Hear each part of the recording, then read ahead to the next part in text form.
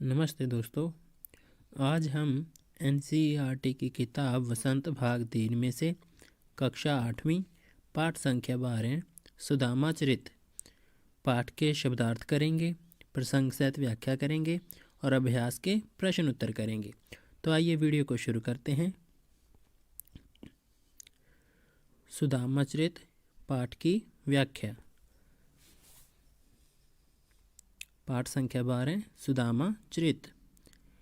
कठिन शब्दों के अर्थ हैं शीश, शीश होता है सिर। पगा, पगा कहते हैं पगड़ी को जो सिर पे बांधने वाला कपड़ा। झग्गा, झग्गा कहते हैं खुले से कमीज़ को, कुर्ता भी बोलते हैं। तन, तन कहते हैं शरीर को। द्वार, दरवाज कहते हैं दरवाज़ा। खड़ो, खड़ो का अर्थ है खड़ा है। द्विज दुर्बल अर्थात कमज़ोर एक ब्राह्मण। द्विज का मतलब होता है ब्राह्मण और दुर्बल का मतलब होता है कमज़ोर। रहो चकित अर्थात चकित रह जाना, हैरान सा। वसुधा, वसुधा कहते हैं धरती को, पृथ्वी को। अभिरामा, अभिरामा का अर्थ है सुंदर। पूछत, पूछत का अर्थ है पूछना। दीनदयाल, दीनदयाल का अर्थ है भगवान कृष्ण जी के बारे में कहा गया है। धाम, धाम कहते हैं स्थान को, निवास स्थान को। तो आइए पाठ पढ़ते हैं। काव्यांश 1। शीस पगाना झगा तन में, प्रभु जाने को अहि बसे के ही ग्रामा। धोती फटी सी लटी दुपट्टी, अरु पाए उपनह को नहीं सामा।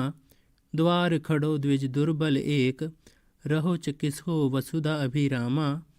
पूछत दीन दयाल को धाम, बतावत अपनो नाम सुदामा। तो यहाँ पे ये बात कर रहे हैं उस समय की जब भगवान श्री कृष्ण से मिलने के लिए सुदामा जी गए थे द्वारका और उनके द्वार पे खड़े थे। तो द्वार पे जब उन्होंने द्वारपालों से कहा कि जाइए भगवान श्री कृष्ण जी को बताइए, मेरे आने का सूचना दीजिए, और उनसे उनका निवास स्थान भी पूछ रहे थे, तब जो द्वारपाल था तो वो भगवान श्री कृष्ण से आज्ञा लेने अंदर गया और सुदामा जी के बारे में बताने गया था। तो तब की बात है।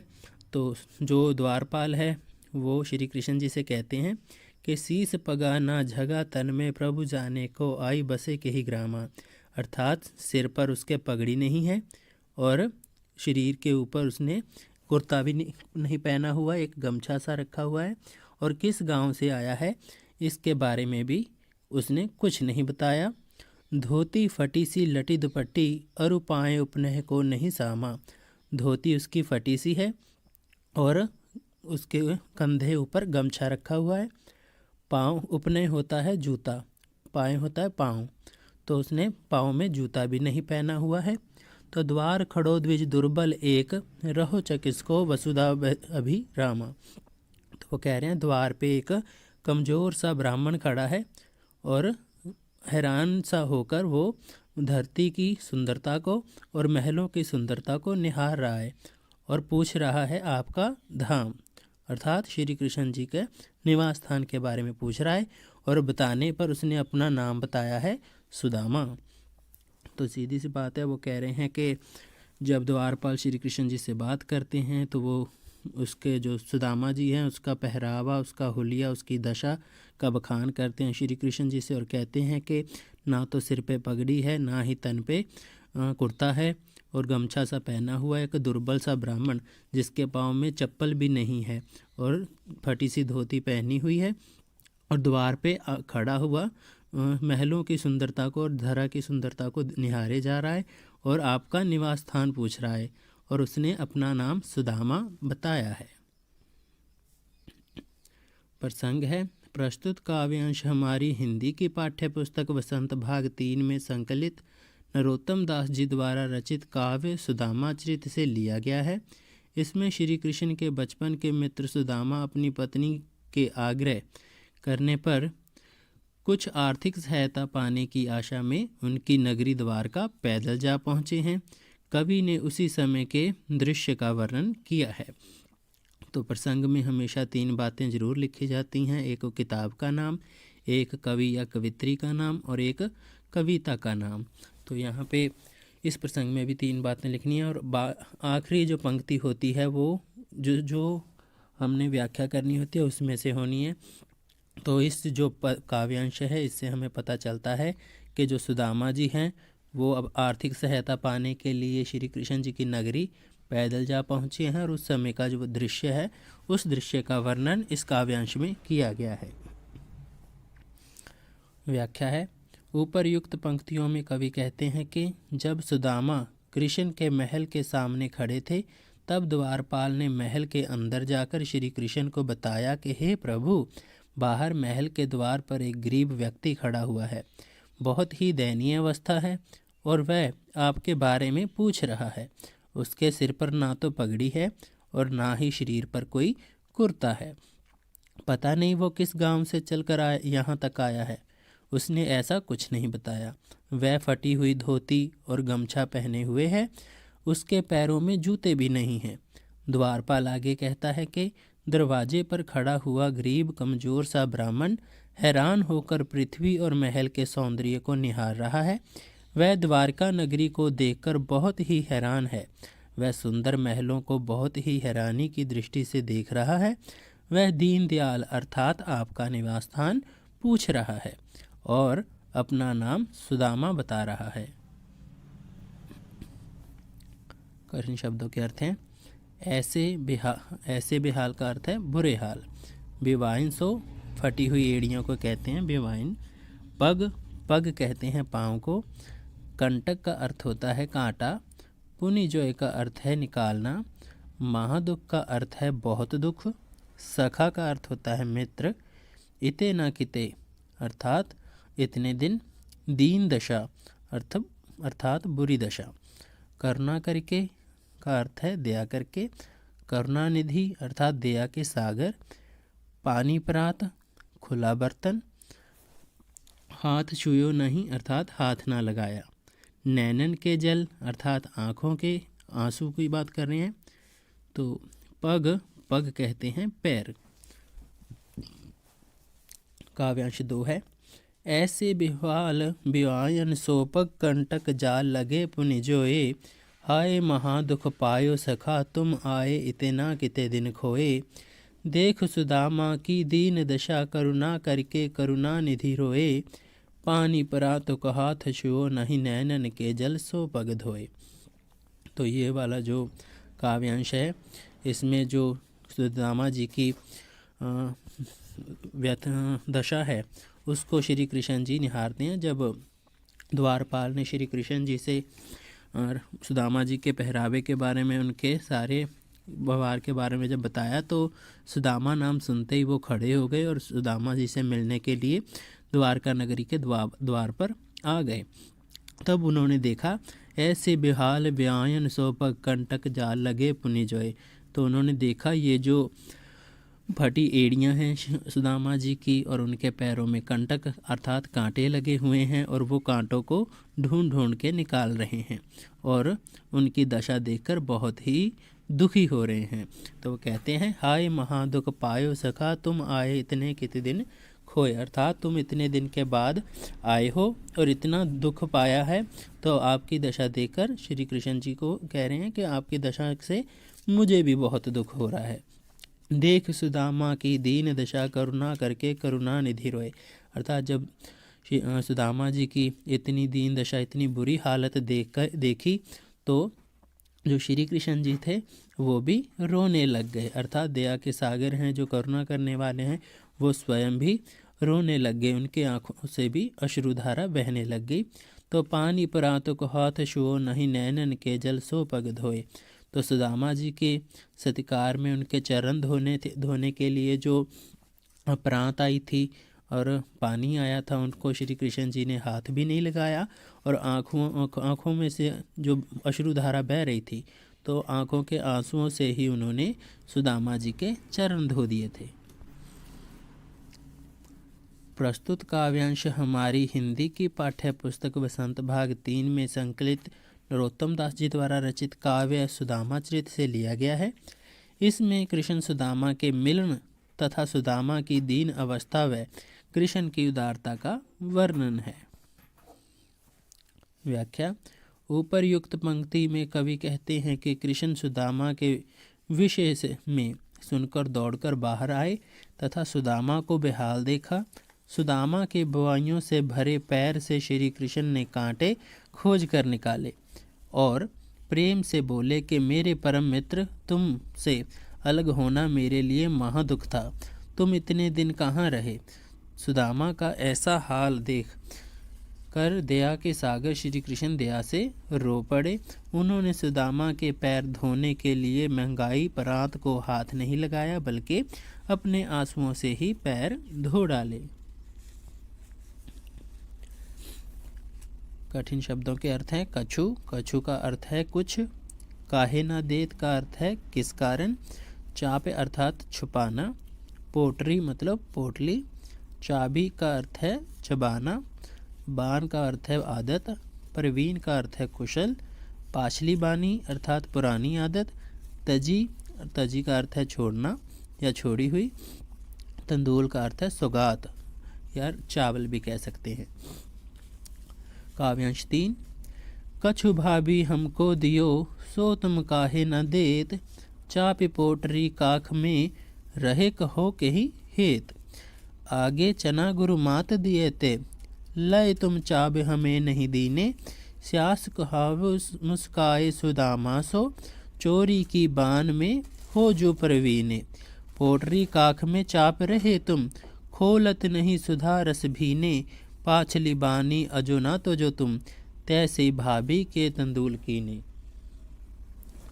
तो श्री कृष्ण जी और सुदामा जी जब विश्राम कक्ष में बैठे हुए थे, आपस में बात कर रहे थे, तो श्री कृष्ण जी सुदामा जी से पूछते हैं कि भाभी ने मेरे लिए कुछ दिया है, भेजा है, तो वो मुझको दीजिए।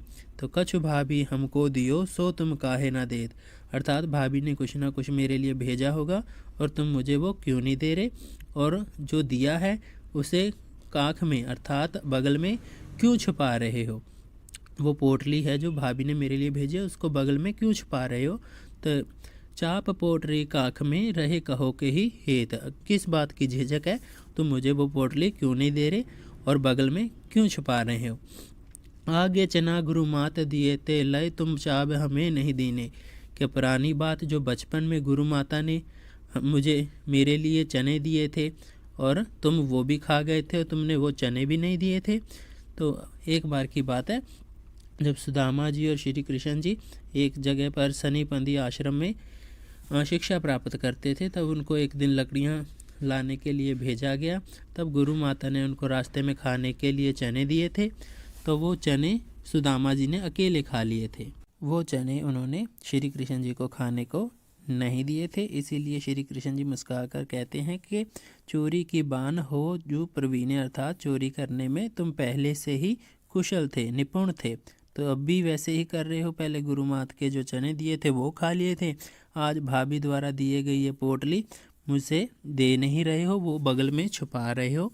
पोटली काख में छाप रहे तुम, खोलत नहीं सुधा रस बीने, और इससे पोटली को बगल में दबा रहे और खोल नहीं रहे हो, जबकि इसमें से कितनी सुंदर मधुर अमृत जैसी सुगंध आ रही है, और तुम ये खोलो और मुझे दीजिए। और पाछली बानी अजो न तजो तुम, तैसी भाभी के तंदूल कीने, अर्थात जो पीछे पिछली वाली आदत है, अर्थात बचपन की आदत है, वो आपने अभी तक त्यागी नहीं है क्या। तो जो अब भी मेरा सामान आप चोरी कर रहे हो, अर्थात भाभी द्वारा लाए गए तंदूल, लाई गई सौगात मुझे नहीं दे रहे हो। प्रस्तुत काव्यांश हमारी हिंदी की पाठ्य पुस्तक बसंत भाग 3 में संकलित नरोत्तम दास जी द्वारा रचित काव्य सुदामा चरित से लिया गया है। इसमें कृष्ण सुदामा से शिकायत कर रहे होते हैं कि वह उसकी पत्नी द्वारा कृष्ण के लिए भेजी गई सौगात क्यों नहीं दे रहे हैं। व्याख्या है, श्री कृष्ण कहते हैं कि मेरी भाभी ने जो मेरे लिए भेजा है वह तुम मुझे क्यों नहीं दे रहे, मेरे लिए लाई पोटली को बगल में क्यों छुपा रहे हो। कृष्ण उस पर ताना मारते हुए कहते हैं कि जैसे उसने बचपन में उनकी गुरु माँ द्वारा दिए चने उसे ना देकर खुद खा लिए थे, वैसे ही वह अब भी उनके तोहफे को उन्हें क्यों नहीं दे रहे हैं। क्या वह चोरी करने में कुशल हो गए हैं। कृष्ण जी कहते हैं कि वे क्यों पोटली छिपा रहे हैं, उसे निकाल कर क्यों नहीं देते। उसमें से कितनी सुगंधित अमृत की खुशबू आ रही है। क्या उनकी पिछली आदत नहीं छूटी है जो भाभी द्वारा भेजा तोहफा छिपा रहे हैं। कठिन शब्दों के अर्थ हैं पुलकनी अर्थात खुश होकर, उठ मिलनी अर्थात गले मिलना, पठवनी अर्थात भेजना, जात अर्थात जाति, हरि अर्थात श्री कृष्ण, राज समाज अर्थात राज्य में, औडत फिरे इधर उधर फिरना, तनक तनक अर्थात थोड़ा, वाही पाठ्यो अर्थात खाली हाथ, ठेली ठेली अर्थ भेजना, धन दौलत धन का अर्थ दौलत या पूंजी, धरो धरो का अर्थ रखना। काव्यांश 4। वह पुलकनी वह उठ मिलनी वह आदर की बात, वह पठवनी गोपाल की कछु न जानी जात।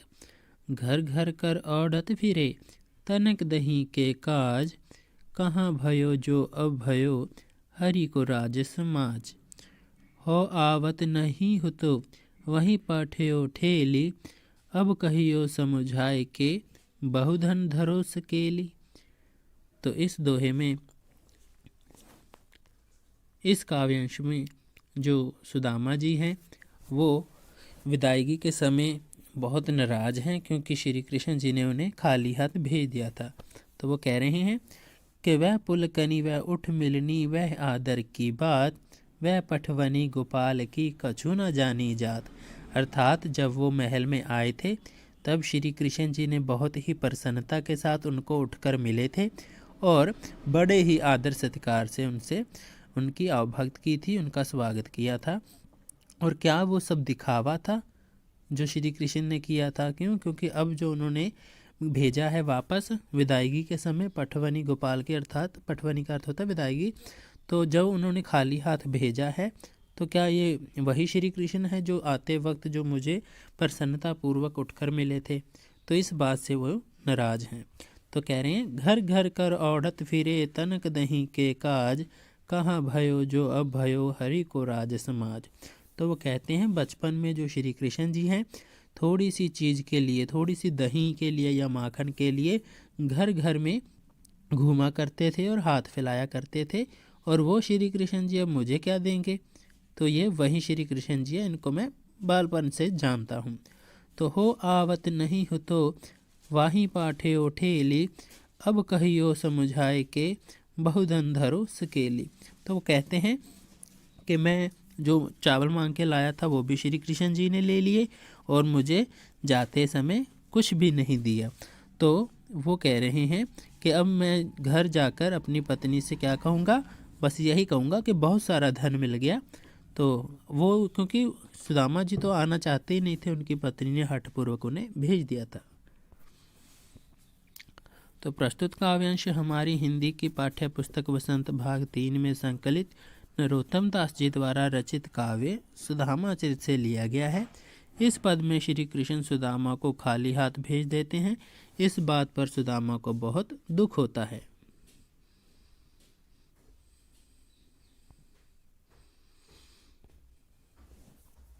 व्याख्या।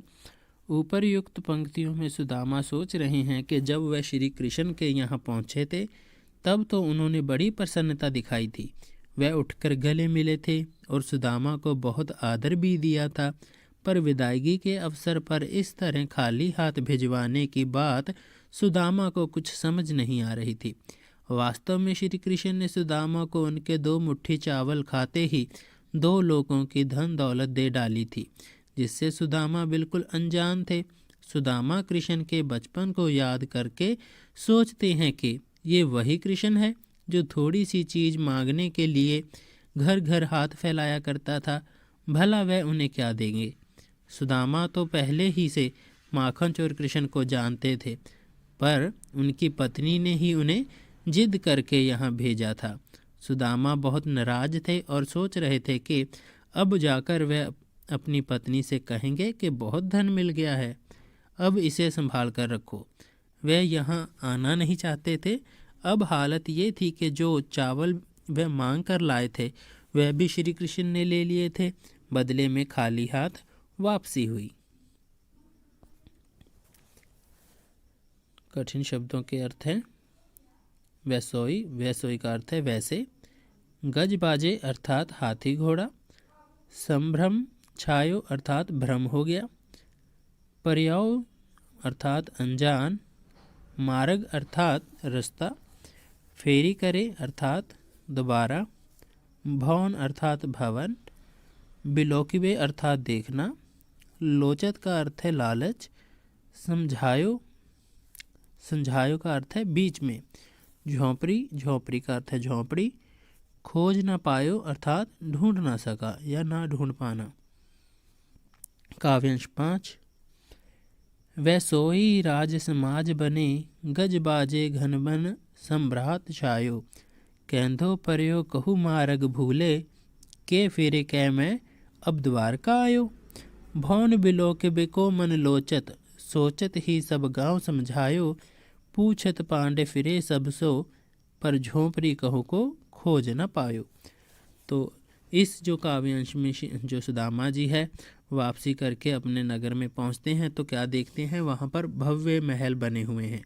तो वैसे राज समाज बने, गज बाजे घन मन सम्भ्रात छायो। तो वो क्या देखते हैं उस नगरी में, जैसे द्वारका में हाथी घोड़े थे, बड़े बड़े महल थे, वैसे ही अब सुदामा नगरी बस चुकी थी। जहाँ पे सुदामा जी की छोटी सी कुटिया थी, तो वहाँ पे अब बड़े बड़े महल हैं। तो उन सबको देखकर जो सुदामा जी है भ्रम में पड़ जाते हैं, उनको भ्रम होने लग जाता है और वो सोचते हैं कि क्या मैं रास्ता तो नहीं भूल गया, कि रास्ता भूल के मैं द्वारका में ही वापस आ गया हूँ।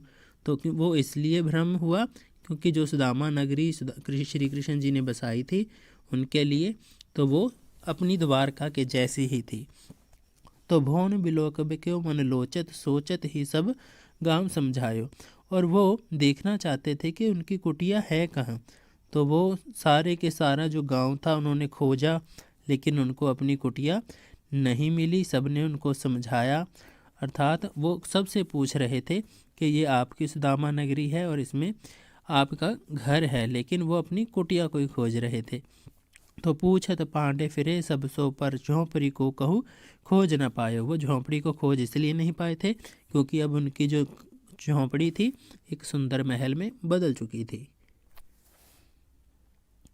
प्रस्तुत काव्यांश हमारी हिंदी की पाठ्य पुस्तक वसंत भाग 3 में संकलित नरोत्तम दास जी द्वारा रचित काव्य सुदामा चरित से लिया गया है। प्रस्तुत पद में श्री कृष्ण द्वारा सुदामा को धन्य धन्य से परिपूर्ण कर देने का वर्णन किया है। व्याख्या। सुदामा ने अपने गांव में जाकर देखा कि वहां द्वारका जैसी ही ठाठ बाट है, वैसा ही राज समाज है। वहां उसी प्रकार के हाथी घोड़े थे जैसे द्वारका में थे। इससे उनके मन में भ्रम छा गया। सुदामा को लग रहा था कि वे भूलकर फिर से द्वारका ही लौट आए हैं। वे शायद रास्ता भूल गए हैं। वहाँ भी द्वारका जैसे भव्य महल बने हुए थे। सुदामा के मन में उन भवनों को देखने का लालच आ रहा था। यही सोचकर वे गांव के बीच में चले गए। वहां जाकर सुदामा ने सभी से अपनी झोंपड़ी के बारे में पूछा, पर वे अपनी झोंपड़ी को खोज नहीं पाए। वास्तव में उनकी झोंपड़ी के स्थान पर श्री कृष्ण की कृपा से भव्य महल दिखाई दे रहे थे। उनका पूरा गांव ही लौकिक आभा से चकाचौंध हो रहा था, जिनके कारण सुदामा भ्रमित हो रहे थे। श्री कृष्ण ने उनकी बिना बताए ही सहायता कर दी थी। कठिन शब्दों के अर्थ हैं छानी अर्थात झोंपड़ी, कंचन का अर्थ है सोने, धाम का अर्थ है महल या निवास स्थान, पनही का अर्थ है जूता, गजराजहू का अर्थ है हाथियों के ठाठ बाट, भूमि का अर्थ है जमीन, कटे का अर्थ है गुजरती जो समय कट रहा है। तो कोमल सेज अर्थात मुलायम बिस्तर, जुरतो अर्थात उपलब्ध, नाही कोदी सवा अर्थात घटिया किस्म के चावल, दाख कहते हैं किशमिश मुनक्का को, पग कहते हैं पाँव को, कठोर का अर्थ है सख्त और प्रताप का अर्थ है कृपा से। काव्यांश 6। कह वह टूटी सी छाननी हती, कह कंचन के अब धाम सुहावत, कह पग में पनही न हती, कह ले गजराजू ढाढ़े महावत, भूमि कठोर पे रात कटे, कह कोमल सेज पे नींद न आवत, कह जुर तो नहीं को दिसवा, कह प्रभु के प्रताप ते दाख न भावत। तो ये जो अंतिम पद है, अंतिम जो काव्यांश है, इसमें सुदामा जी द्वारा अब जो प्रसिद्धि मिल गई है, सुदामा जी को बहुत सारा धन दौलत मिल गया। अब सुदामा जी गरीब नहीं रहे, अब अमीर बन गए हैं। उसी की बात करें यहाँ पे, तो वो कह रहे हैं क्या वही टूटी सी छाननी हती, अर्थात पहले जहाँ पे टूटी फूटी सी झोंपड़ी हुआ करती थी, अब वहाँ पे कंचन के अब धाम सुहावत, अर्थात सोने के महल बन चुके थे। और कै पग में पनही ना हती, अर्थात उनको पैरों में पहनने के लिए जूता नहीं था। और अब क्या है, गजवाहन अर्थात हाथी घोड़े के ठाठ बाट हैं, अर्थात अब पैदल चलने की जरूरत ही नहीं है, जहाँ भी आना जाना है हाथी घोड़ों के ऊपर ही बैठकर आ जा सकते थे। तो भूमि कठोर पे रात कटे, अर्थात जो रात को सुबह कठोर भूमि पे सख्त ज़मीन पर ही सो जाया करते थे, लेकिन अब उनके पास कोमल बिस्तर है, अर्थात मुलायम बिस्तर है, तो सोने के लिए कोमल सेज है, तो इसलिए उस पर भी उनको अब नींद नहीं आती। तो क्या जरूरत कही को दिसवा, अर्थात जिस चीज़ की उनको ज़रूरत होती है, जिस चीज़ की उनको वो चीज़ चाहिए, उसको उपलब्ध करवा सकते हैं। अब उनके पास बहुत धन दौलत है। कह प्रभु के प्रताप ते दाख न भावत, अर्थात अब उनको ये जो सब कुछ प्राप्त हो चुका है, अर्थात ये किशमिश मुनक्का खाने के लिए कुछ भी जितना भी मिल चुका है उनको, वो सब कुछ उनको अब नहीं भाता है। वो श्री कृष्ण जी की कृपा से मिला है और वो श्री कृष्ण जी से ही प्रेम करना चाहते हैं। प्रस्तुत काव्यांश हमारी हिंदी की पाठ्य पुस्तक वसंत भाग 3 में संकलित नरोत्तम दास जी द्वारा रचित काव्य सुदामा चरित से लिया गया है। प्रस्तुत पद में श्री कृष्ण द्वारा सुदामा को धन धान्य से परिपूर्ण कर देने का वर्णन किया है। व्याख्या है, कवि बताते हैं कि कहाँ तो सुदामा के पास टूटी फूटी सी फूस की झोंपड़ी थी और कहाँ अब स्वर्ण महल से शोभित हो रहे हैं। पहले तो सुदामा के पैरों में जूतियाँ तक नहीं होती थी और कहाँ अब उनके महल के द्वार पर महावत के साथ हाथी खड़े रहते हैं। तो महावत कहते हैं हाथी के ऊपर सवारी करने वाले को, जो हाथी चलाते हैं, अर्थात सवारी के साधन उपलब्ध हैं। पहले कठोर धरती पर रात काटनी पड़ती थी, कहाँ अब सुकोमल सेज पर नींद नहीं आती है। कहाँ पहले तो ये हालत थी कि उन्हें खाने के लिए घटिया किस्म के चावल भी उपलब्ध नहीं थे, और कहाँ अब प्रभु की कृपा से उन्हें किशमिश मुनक्का उपलब्ध है, फिर भी वह अच्छे नहीं लगते हैं। तो अभ्यास के प्रश्न उत्तर हैं। तो प्रश्न संख्या 1, सुदामा की दीन दशा देखकर श्री कृष्ण की क्या मनोदशा हुई, अपने शब्दों में लिखिए। उत्तर है, सुदामा की हालत देखकर श्री कृष्ण को बहुत दुख हुआ। दुख के कारण श्री कृष्ण की आंखों से आंसू बहने लगे। उन्होंने सुदामा के पैरों को धोने के लिए पानी मंगवाया, परंतु उनकी आंखों से इतने आंसू निकले कि उन्हीं आंसुओं से सुदामा के पैर धुल गए। जैसे कि हमने पढ़ा पहले पद में, जब सुदामा जी को श्री कृष्ण जी देखते हैं तो उनकी हालत देखकर भावुक हो जाते हैं और उनकी आंखों से अश्रुधारा बहने लग जाती है। और बाद में जब श्री कृष्ण जी उनके पैर देखते हैं तो बेवाइयाँ अर्थात फटी हुई एड़ियाँ और कांटे लगे होते हैं और वो उनके कांटों को निकालते हैं। और बाद में वो पैरों को धोने के लिए जो प्रात और पानी मंगवाया था उसको हाथ भी नहीं लगाते। वो इतने भावुक हो जाते हैं, उनकी आंखों से बहने वाले आंसुओं से ही सुदामा जी के चरण धुल जाते हैं। प्रश्न संख्या 2, पानी परात को हाथ छुओ नहीं नैनन के जल सो पग धोए। पंक्ति में वर्णित भाव का वर्णन अपने शब्दों में कीजिए। उत्तर है, प्रस्तुत पंक्ति में ये कहा गया है कि श्री कृष्ण ने अपने बाल सखा सुदामा के आगमन पर उनके पैरों को धोने के लिए प्रांत में पानी मंगवाया, परंतु सुदामा की दुर्दशा देखकर उनको इतना कष्ट हुआ कि आंसुओं से ही सुदामा के पैर धुल गए, अर्थात प्रांत में लाया जल व्यर्थ हो गया। तो जैसे कि हमने पहले भी पढ़ चुके हैं कि जब सुदामा जी के पैरों को जब छूते हैं श्री कृष्ण जी, कांटे निकालते हैं, तो इतने कांटे देखकर, पैर फटे देखकर सब वो बहुत ही व्याकुल हो जाते हैं और बहुत ही दुखी होकर रोने लग जाते हैं, उनकी अश्रुधारा बहने लग जाती है। तो जिसके कारण उन्होंने सुदामा जी के चरण धोने के लिए जो प्रांत, बड़ा सा बर्तन और पानी मंगवाया था, उनको बिना छुए ही, आंसुओं के जल से ही, अर्थात आंसुओं से सुदामा जी के पैर धो दिए थे और वो जो प्रांत और पानी लाया था वो व्यर्थ हो गया था। प्रश्न संख्या 3, चोरी की बान में हो जो प्रवीणे, उपयुक्त पंक्ति कौन किससे कह रहा है? इस कथन की पृष्ठभूमि स्पष्ट कीजिए। इस उपलब्ध अर्थात शिकायत के पीछे कौन सी पुरानी कथा है? तो अब ये 3 बातें हैं, तीनों को अलग अलग करके बताएंगे। तो उत्तर है, यहाँ श्री कृष्ण अपने बाल सखा सुदामा से कह रहे हैं कि तुम्हारी चोरी करने की आदत या छुपाने की आदत अभी तक गई नहीं, लगता है इसमें तुम पहले से अधिक कुशल हो। अर्थात जब पहले गुरु मात ने चने दिए थे, वो तब भी सुदामा जी ने श्री कृष्ण को नहीं दिए और स्वयं ही खा लिए थे। अब जो भाभी द्वारा लाए गए तंदूल अर्थात सौगात थी, उनकी पोटली, वो भी छुपा रहे थे, वो भी नहीं दे रहे थे। इसलिए ये जो बात थी वो श्री कृष्ण जी ने सुदामा जी से कही थी। और दूसरी बात, सुदामा की पत्नी ने श्री कृष्ण के लिए भेंट स्वरूप कुछ चावल भिजवाए थे। संकोचवश सुदामा श्री कृष्ण को ये भेंट नहीं दे पा रहे हैं, क्योंकि कृष्ण अब द्वारका के राजा हैं और उनके पास सब सुख सुविधाएं हैं।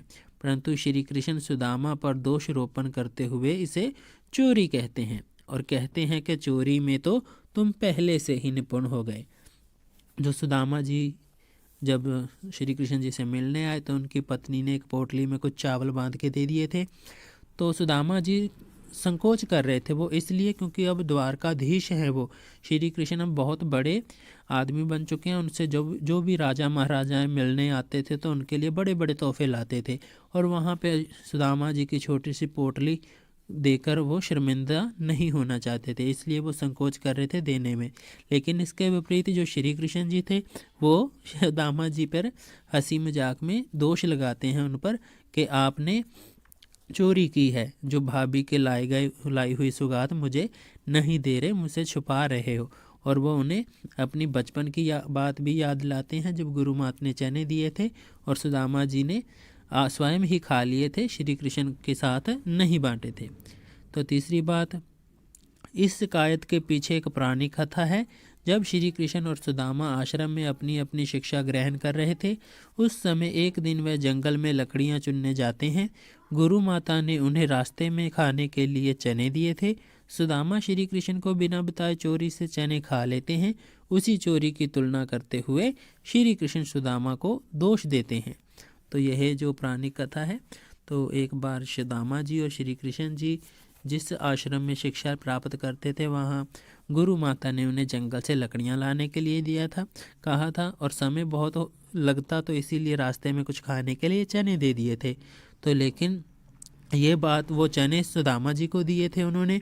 तो जब लकड़ियाँ काटने गए जंगल में तो सुदामा जी ने जल्दी जल्दी स्वयं ही खा लिए। वो श्री कृष्ण जी को देना भूल गए थे क्योंकि वो चने दोनों के लिए थे। तो लेकिन सुदामा जी अकेले खा गए थे। तो इसी कारण इसी पुरानी कथा पर आधारित ही जो श्री कृष्ण जी हैं वो सुदामा पर दोष लगा रहे हैं कि उन्होंने बचपन में भी चोरी की थी और अब भी चोरी कर रहे हैं। जो भाभी द्वारा लाए गए तंदूल वो छुपा रहे हैं। प्रश्न संख्या 4, द्वारका से खाली हाथ लौटते समय सुदामा मार्ग में क्या क्या सोचते जा रहे थे? वह कृष्ण के व्यवहार से क्यों खींच रहे थे? सुदामा के मन की दुविधा को अपने शब्दों में प्रकट कीजिए। उत्तर है, द्वारका से खाली हाथ लौटते समय सुदामा का मन बहुत दुखी था। वह कृष्ण द्वारा अपने प्रति किए गए व्यवहार के बारे में सोच रहे थे कि जब वह श्री कृष्ण के पास पहुँचे तो कृष्ण ने आनंद पूर्वक उनका आतिथ्य सत्कार किया था। क्या वह सब दिखावटी था? वह कृष्ण के व्यवहार से खींच रहे थे क्योंकि केवल आदर सत्कार करके ही श्री कृष्ण ने सुदामा को खाली हाथ भेज दिया था। वह तो श्री कृष्ण के पास जाना ही नहीं चाहते थे, परंतु उनकी पत्नी ने उन्हें जबरदस्ती मदद पाने के लिए कृष्ण के पास भेजा। उन्हें इस बात का पछतावा भी हो रहा था कि मांगे हुए चावल जो कृष्ण को देने के लिए भेंट स्वरूप लाए थे वह भी हाथ से निकल गए और कृष्ण ने उन्हें कुछ भी नहीं दिया था।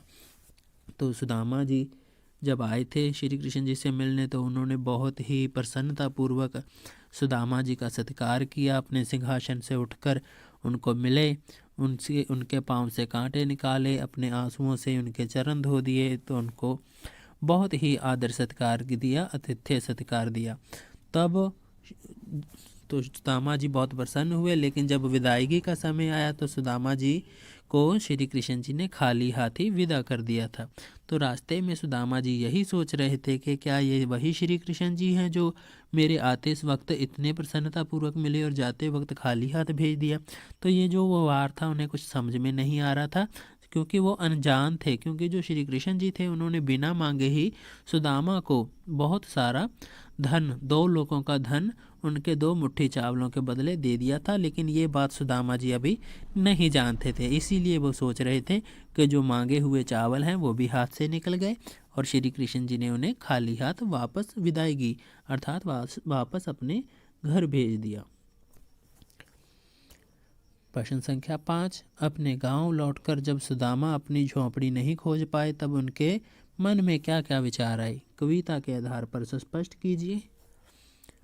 तो द्वारका से लौटकर सुदामा जब अपने गांव पहुंचे वापस आए तो अपनी झोंपड़ी के स्थान पर बड़े बड़े भव्य महलों को देखकर सबसे पहले तो उनका मन भ्रमित हो गया कि कहीं मैं घूम फिर कर वापस द्वारका ही तो नहीं चला आया। फिर भी उन्होंने पूरा गांव छानते हुए सबसे पूछा, लेकिन उन्हें अपनी झोंपड़ी नहीं मिली।